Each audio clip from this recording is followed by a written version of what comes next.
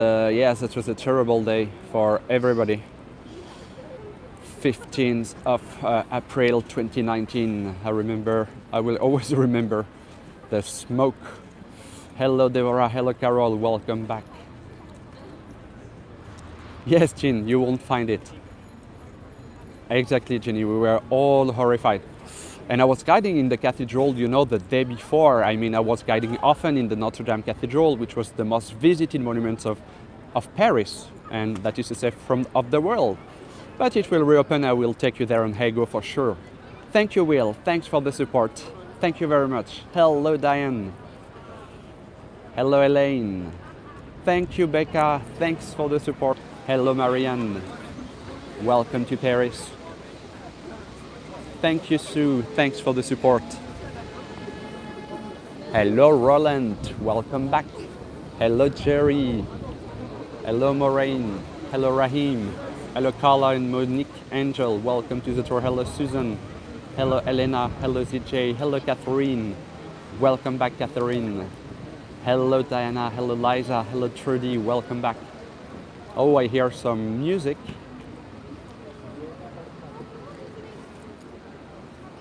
Hello, Traveling Passion. Welcome back. Hello, Diane. Welcome back. Hello, Gabby. Moraine. That's a good thing. It's okay, Valerie. Hello, James. Hello, Rose. Hello, Natalie. Eastern Canada. Okay. Hello, Natalie. Welcome back. Hello, Melinda. Hello, Deb. Hello, Barbara. Hello, Helen. Welcome back. And welcome, everybody. This is Florent, live from the center of Paris for the tour of the Myths and Legends. I am right in front of Notre Dame because it's one of the oldest parts of the city, and we have so many myths and legends that were supposed to take place here. So some of the stories are real, some of them are totally legends, some of them are a mix between the two. We are going to see we have 2,000 years of history, and some of the stories will be pretty horrible, some of them will be very nice, some of them will be historical. So I will start with a story from 1594 from a book named The Chronicles of Pierre de l'Étoile, published in 1594. You will see it's a funny story, so welcome to the tour of the Myths and Legends. I am going down from the structure where I am, where you can see Notre Dame pretty well, and I will take you next to the River Seine. So welcome everybody, welcome to the tour. It's now officially starting. So beautiful view for those of you just arrived. If you want to take a postcard, that's the best view of Notre Dame I can show you now. And I am going down now, down from the platform. And we are going together next to the Seine River to have a look at a place where a bridge used to stand in the Middle Ages. It was a wooden bridge, and we will see nowadays it has been replaced by a stone bridge, and we will see what happened to a poor man from Naples in Italy. It's a story that I called Unexpected Love, and we will see what happened to a young man from Naples in Italy. Oh, do you see the Eiffel Tower, by the way? Right there. There she is. And there are a lot of places in Paris where you can see the Eiffel Tower, even in the center. So I'm going just next to the river. I'm going to go on a bridge, showing you where used to stand the wooden bridge Saint Michael Bridge. And remember, back in the days, the bridges were covered with houses. That is to say, when you were crossing the bridges, you wouldn't see the river because you had houses on the right and on the left. It was like being in a normal street. So I'm going to show you where Bridge Saint Michael was. Well, I'm going to wait for the green light.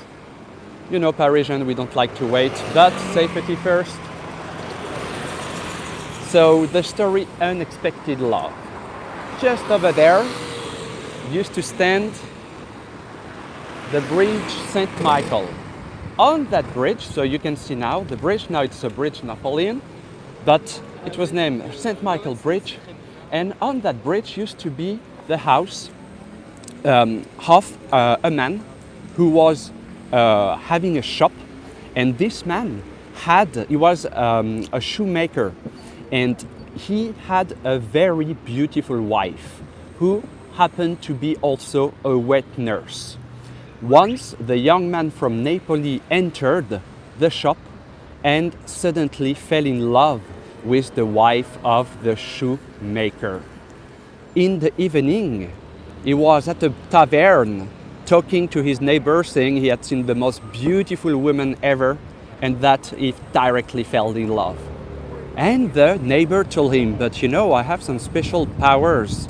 If you manage to bring me a few drops of her milk, since she's a wet nurse, you will see she will love you and follow you everywhere. So the young man returned to the shop of the shoemaker the next day. He's dressed like an old man, and like he's saying he's blind, and that he learned that a few drops of the milk of the wife would help him to get sight again. So the husband at the beginning says, okay. Then he goes in the room back in the shop, asks his wife, and finally he doesn't want any more. But the old man, the young Napoli dressed like an old man, promised him a gold coin. So they had a goat. They had a goat in the back room. They took a few drops of milk of the goat and gave it to the young Napoli, who was a bit naive. In the evening, he comes back to see the man, who happened to be a wizard, and the man takes the drops, mix it with some herbs, say a few words and say, drink it now. She will be following you, totally in love from the moment you will drink it. The young man drank it, and the next morning he heard noise in front of his house. There are hundreds of people, maybe not hundreds, but following a goat who is totally mad, totally in love with him. And as soon as he opens the door, the goat jumps at him.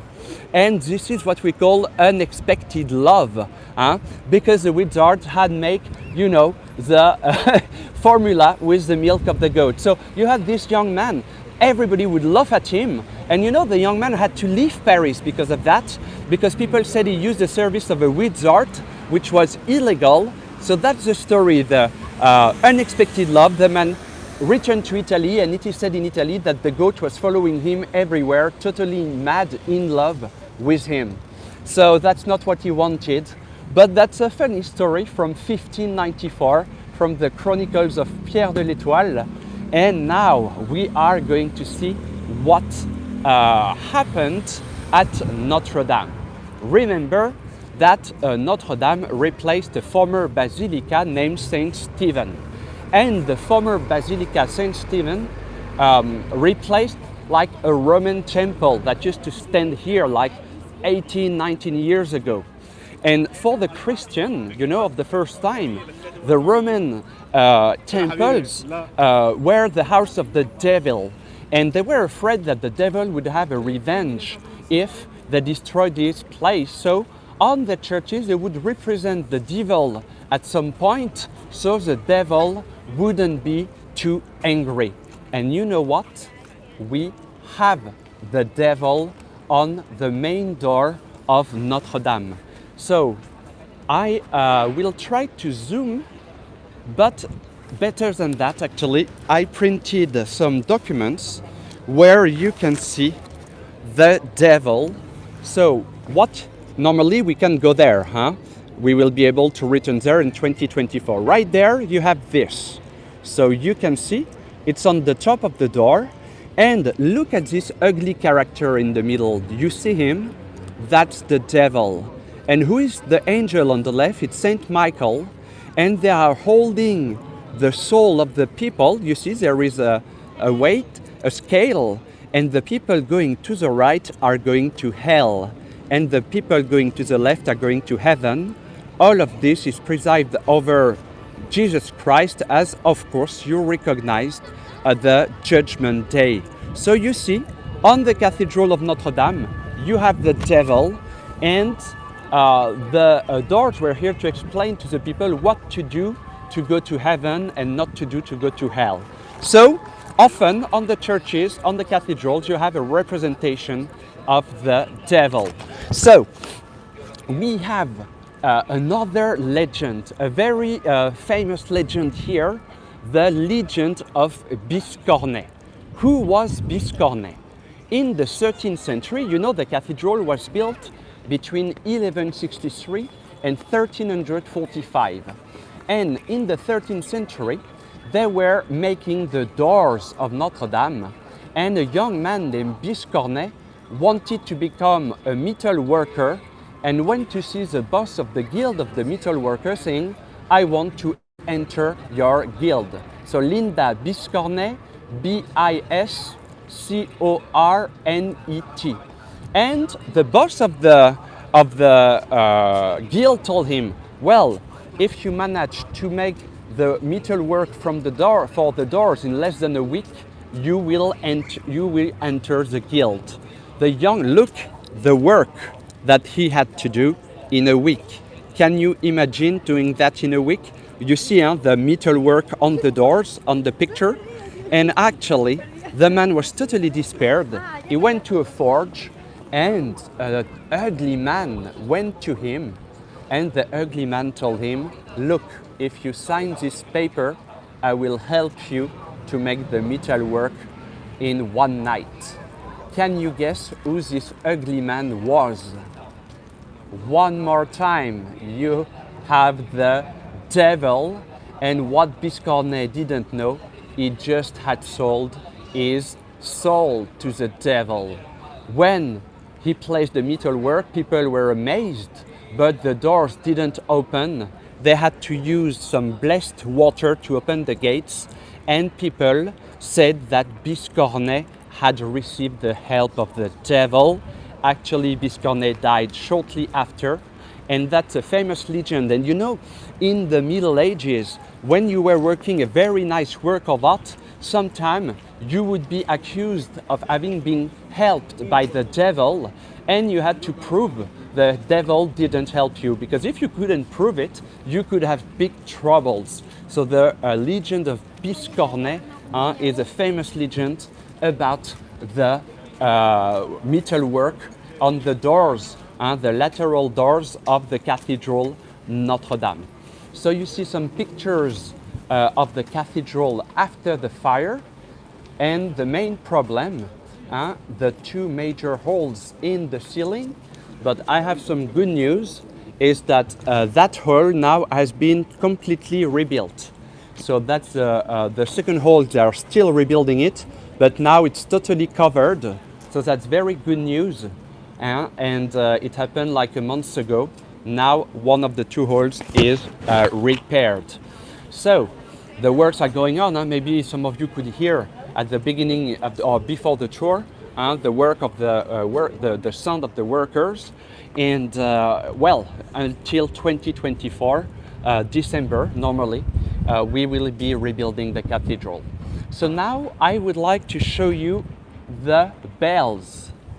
So the construction is going on and it's advancing pretty well. You can see the bell tower. The one on the left is a bell tower, and you know who is living there? The famous book of Victor Hugo, The Hunchback of Notre Dame. The Hunchback of Notre Dame, a book released in the 1830s, tells the stories of the hunchback Quasimodo and the beautiful gypsy girl Esmeralda. There is also the Archdeacon of Notre Dame, Frollo, who is deeply in love with Esmeralda.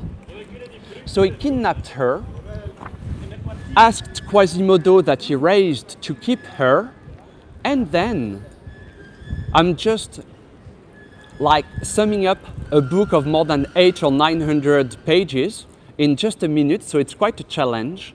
But basically there is a captain named Phoebus who is in love with Esmeralda and comes to free her. But Frollo murdered him, and Esmeralda is accused of having murdering him. And then she's sentenced to death. she's executed in front of Notre Dame, and Quasimodo from the towers is totally despaired. So that's The Hunchback of Notre Dame, a book that literally saved the cathedral, because in the 1830s the cathedral had suffered so much from the destruction of the revolution. They were hesitating to destroy it and rebuild a new one, and finally they didn't, because the book made it popular and they decided to rebuild it. Now, look, rebuild what had been destroyed, it took like 40 years. Do you see the gargoyles? You see the gargoyles pretty well. If you want to see one in detail, you can see how it looks like. And the gargoyles, you know, in the Middle Ages, people believe that they would become alive at night and fight the devil spirits. That is actually a place for the water drain, to drain the water out of the walls and the rooftop. And the gargoyles were supposed to keep the devil spirit away. The gargoyles, you know, comes from the French word gargouille. Gargouille means to gurgle, and that's the sound the water makes when it's going through the mouth of the gargoyles. So the gargoyles have scary faces to fight the devil spirit. So this is from the Middle Ages. Now I told you about the reconstruction of Notre Dame in the second half of the 1800s. And look, I'm going to show you one. It's a bit far away. That one, right there. You have another one, right there. And you have this nice, oh, let me zoom out. You can see the chimeras, and these, you know, were added in the 1800s. This has like a sphinx, the body of an animal and the face of a monster, and they are totally invented in the 1800s. Viollet-le-Duc, the architect, thought it would look like in medieval. So the street, exactly, Elena. So we are going now to explore the island a little bit more. You will see it's not such a big island. And the next story is you will see a pretty nice one. Or, oh no, I will keep the nice one. Before that, I will tell you a terrible story, but this time it's a true story. It's a true story. I mean, it really happened. Something terrible, and it happened just in the next street. So remember, around the cathedral in the Middle Ages, it's a place reserved for men, reserved for clergymen, monks, students. And in La Ruche, they were named, some of them, chanoines. And in that street, for example, that street was actually forbidden to the women. So we will see a very beautiful building, and look, the story that happened here in the Middle Ages was the story of a barber.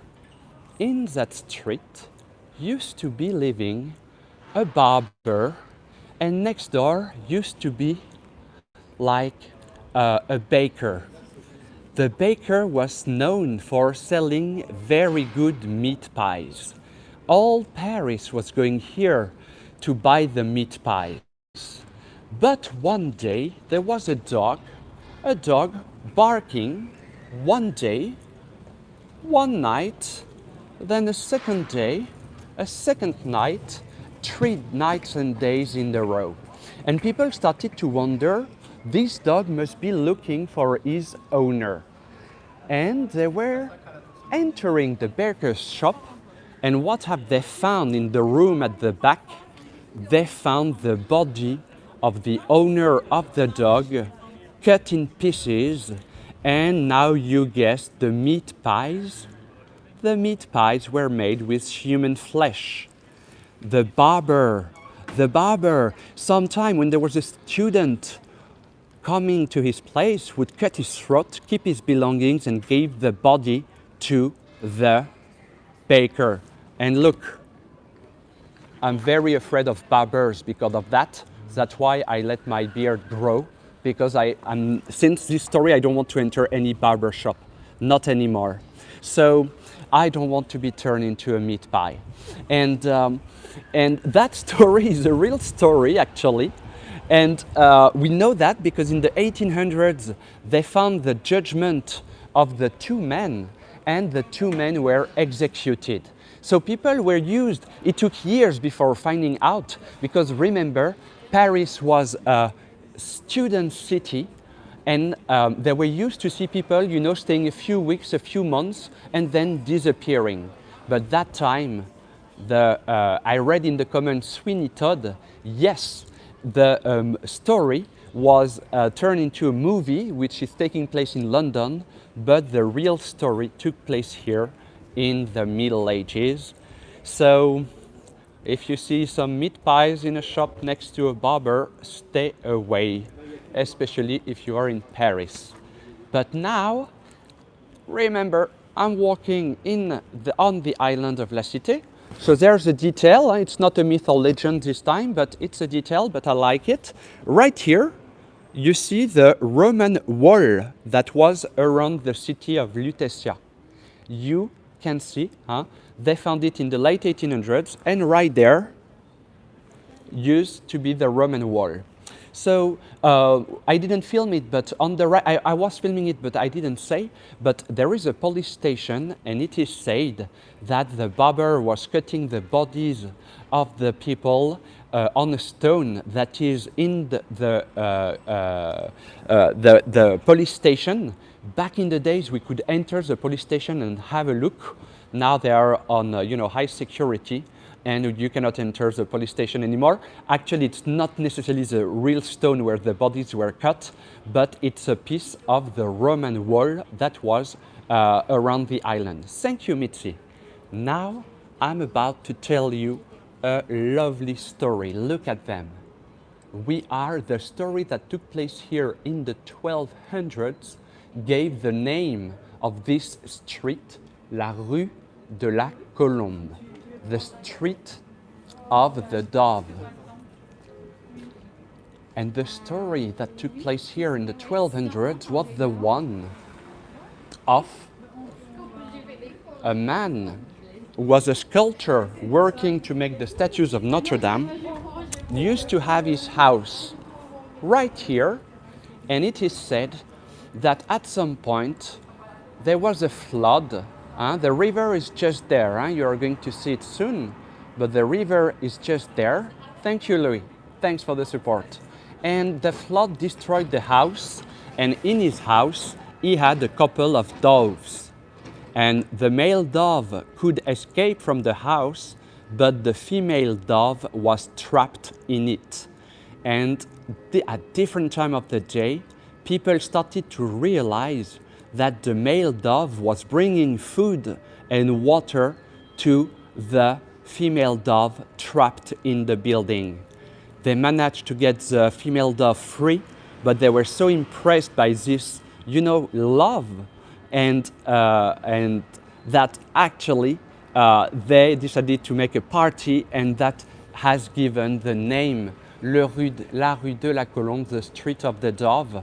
And actually the legend is from 1297, 1298. So now you know the origin of the name of this street. Thank you, Diane. So let's continue. Some more myth and legends. Do you recognize the building that we have in front? I'm sure some of you recognize it. I will go in front of that building a little bit later, and you will see what terrible events took place there until 1830.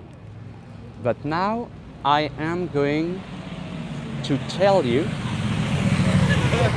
the legend of the dog of Montargis. The legend of the dog of Montargis, as soon as I can cross. So now we are back to the 1100s. In the 1100s, we had a king named Philippe Auguste. And Philippe Auguste had his palace on the island of La Cité. Remember, The Louvre only became the royal palace in 1380. So in the 1100s, the king is living on the island, and in front of us we have the island of St. Louis, the St. Louis Island. I'm going to show you a beautiful view. And in the Middle Ages, this island that you see in front, this island, by the way, do you like the view? I hope you do, because I really like to show the island of St. Louis. So remember, in the Middle Ages, nobody lived on that island, nobody, and it was a place for duels and what we call judiciary duel. And in the late 1100s, a very strange judiciary duel took place on the island of St. Louis. Let's go back to the dog. The dog had an owner named Aubry de Montargis. He was a knight and had the favor of the king, who really liked him. There was another knight named Macaire, and Macaire was terribly jealous of Aubry de Montargis. So jealous that at some point the king organized a hunting in a nearby forest, and both knights were on their horses, and Macaire told Aubry de Montargis, "Look, I have seen a deer over there, follow me." Aubry de Montargis followed him, and at some point Macaire turned around and knocked him out. He knocked him out and he killed him. He killed Aubry de Montargis, and the dog, trying to save his master, started to bite Macaire, but finally Macaire knocked him out too. A few weeks later, Macaire is in Paris when at some point suddenly a dog who was peaceful jumped at him and started to bark and started to bite him. Macaire is trying to leave, but at some point it is said the king heard about the event and was wondering why this very peaceful dog jumped at him. He asked Macaire to show his leg, and when he showed his leg, the king noticed that he already had been bitten before, and he said, "Where is it from?" And Aubry de Montargis had been killed by Macaire, and Macaire started to try to find excuses, but people realized that the dog was the dog of the Aubry who had been murdered by Macaire. And you know what they did? They organized a judiciary duel between the dog and Macaire to see who was right. Because in the Middle Ages, when you win a duel, a judiciary duel, which is instead of a judgment, the winner has the favor of God, who so is the one who is right. And during the fight, the dog managed to bite and almost kill Macaire. Macaire was declared guilty of having murdered Montargis, and he would be executed thanks to the dog of Montargis. So the legend of Montargis of the dog of Montargis is very popular in the Middle Ages. It's about the loyalty of the dog who managed to find the murderer of his owner. So that's a story from the late 1100s, and in the castle of Montargis, on the doors you have sculptures telling the life of this dog who managed to find the murderer of his owner. Thank you, Anne. Thanks for the support.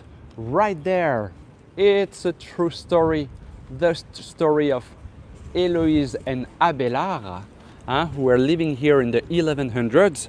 The actually house is from 1849, and we are going to see a real fake or a fake real medieval house.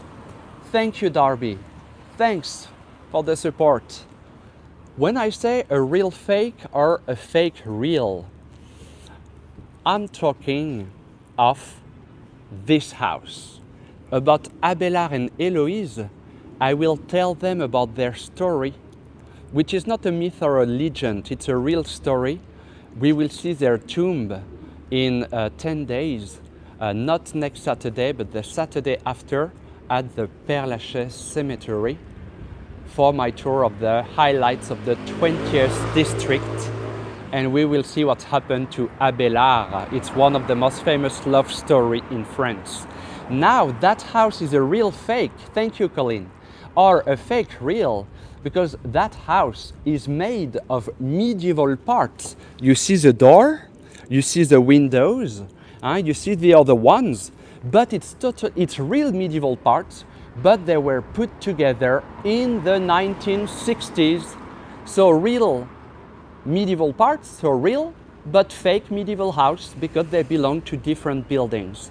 Before the fire, you had one of my favorite views of Notre Dame from this street, which is very narrow, because you will see, and when it's rebuilt, I will take you here, of course, and you will see that the spire, you could see the spire of Notre Dame exactly from that street.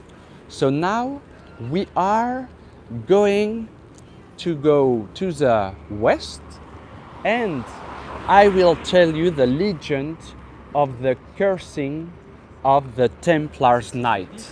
So remember, the palace of the king was on the island of La Cité, and the king Philippe le Bel at some point owed too much money to the Templars' night. Thank you, ZJ, thanks for the support. So who were the Templars' Knights? You know, they were created they were monks, fighting monks, meant to protect the pilgrims to the Holy Land. And they would receive a lot of money as well, and they would inherit very much as well. And also they didn't have to pay taxes. They had a lot of privileges. They became very wealthy, so wealthy that kings and other people would borrow money from the Templars' Knights. And when they finally lost all the possessions they had in the Middle East after the Crusades, they returned to Paris, and people were wondering, but what do they do? And the king was like, with the Pope, we have to get rid of them. They are powerful, they are rich, and I owe them a lot of money. So what did they do? They declared the Templars' Knights heretics. They declared them heretics and accusing them of many, many sins, like spitting on the cross. At some point, they are arrested, tortured, and while being tortured, they admitted their crimes. But under torture, you would admit a lot of crime. And actually, after 7 years, they said, finally, no, we didn't do that. The order is clear. And the master of the Templars' Knight, Jacques de Molay, was sentenced to death the following day. They said, you're coming back to be an heretic. And he was burnt alive at the tip of the island. Thank you, Rosalind. Thank you, Betsy. They were burnt alive in front of all the population of Paris. And it is said that Jacques de Molay, as he was on the gallows, cursed the Pope. He said, King Philippe, Pope Clement, within a year you will appear to the tribunal of God. And you know what happened? Within a year, the king died and the Pope too. So that the famous curse of the Templars' Knights, so real or not, we don't know, but they were burnt alive on a Friday the 13th. And some people say that, you know, people talking of the Friday the 13th being a bad luck would come from the time of Jacques de Molay and the other Templars' Knight executed. So, and it happened on the tip of the island of La Cité. So I am going to show you another view.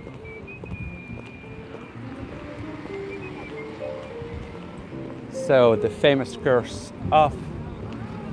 it's pretty nice from here too, huh? the beautiful island of St. Louis. You know, the buildings on the southern side over there are said to be amongst the most expensive in Paris. Now, let's go back to the Middle Ages. I will show you before that the palace where the kings used to live until they moved to the Louvre in 1382. Actually, it was a king named Charles V. So you can see the palace of La Conciergerie. You see it right there. And that's a medieval towers, the clock tower. By the way, do you like this view from the Seine too? I hope you like it, despite the scaffolding. Thank you, Meredith. The music is coming from a music performer who brought a piano, or not really a piano, like a clavier, and the music is coming from there. This man that you see with the blue clavier. So now, the dark side of Paris.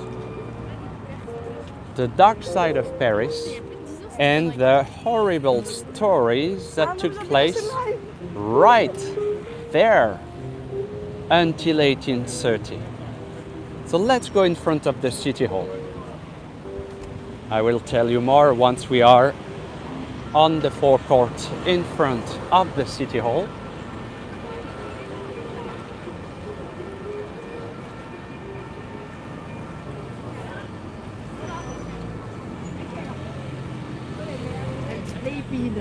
As until 1830, the execution of the criminals used to take place in public exactly here on the forecourt in front of the City Hall.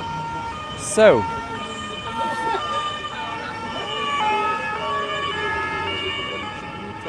what kind of executions? So you know that this part is a little bit gloomy, huh?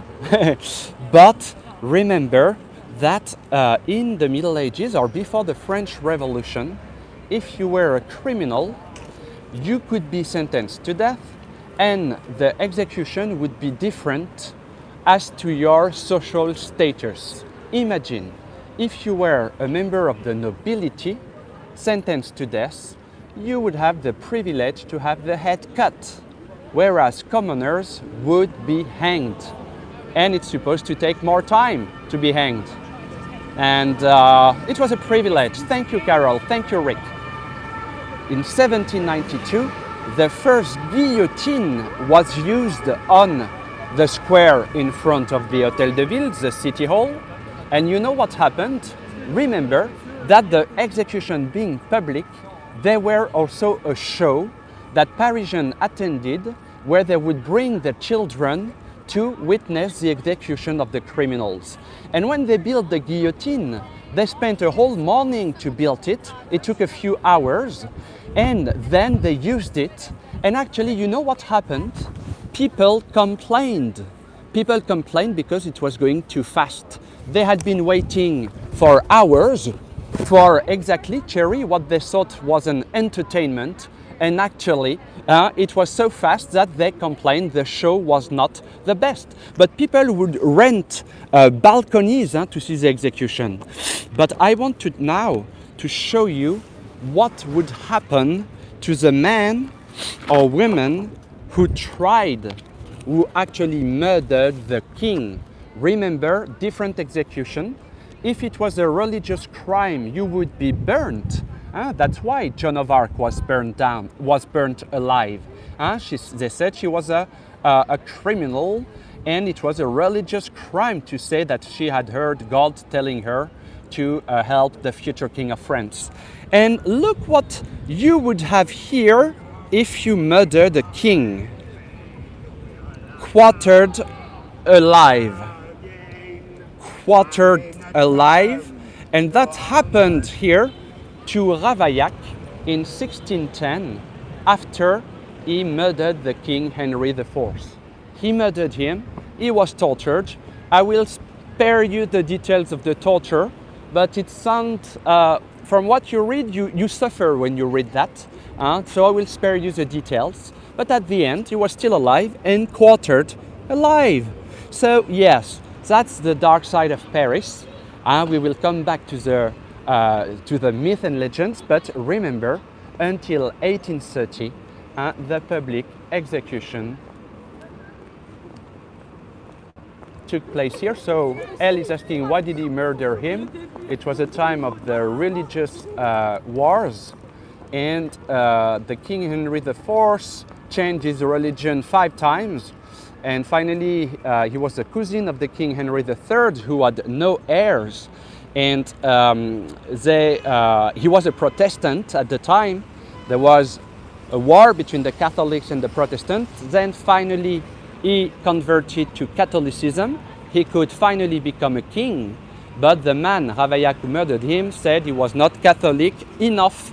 So remember, Henry I, they tried to murder him 16 times before, and finally it took place not very far away from here. He was murdered on the 14th of May 1610. Thank you, Suzanne. Thank you, Elizabeth. Thanks for the support. So now a little bit about the criminals. They would be executed, and then they would go on a terrible gallows that was at the doors of Paris, le Gibet de Montfaucon, a place where the bodies of the criminals executed would be placed for like more than 60 days, so everybody could see. Nice, huh? Okay, no more terrible story. But yes, myth, legends, and the dark side of Paris. Do you like the dark side of Paris? Maybe I could do a tour just about the dark side. I have a few stories to share. So, you know, like a spooky tour. We'll see. You know, next Saturday I will do a tour of the highlights of Paris, the Saturday after.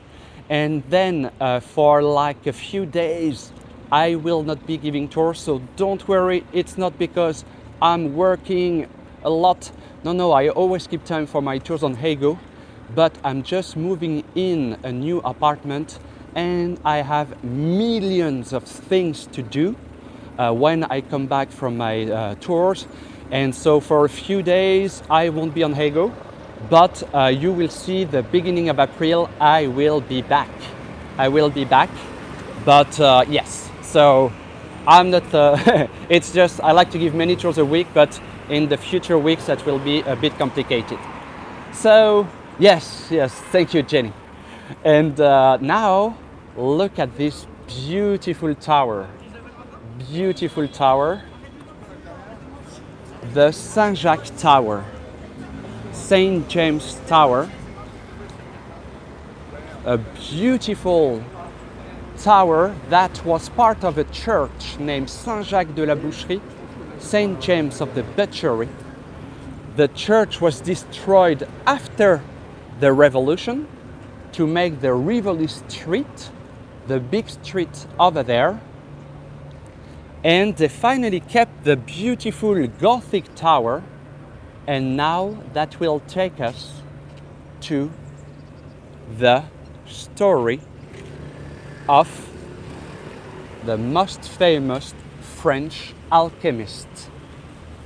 So let's enter what is said to be the oldest public square of Paris and heard the story of the alchemist.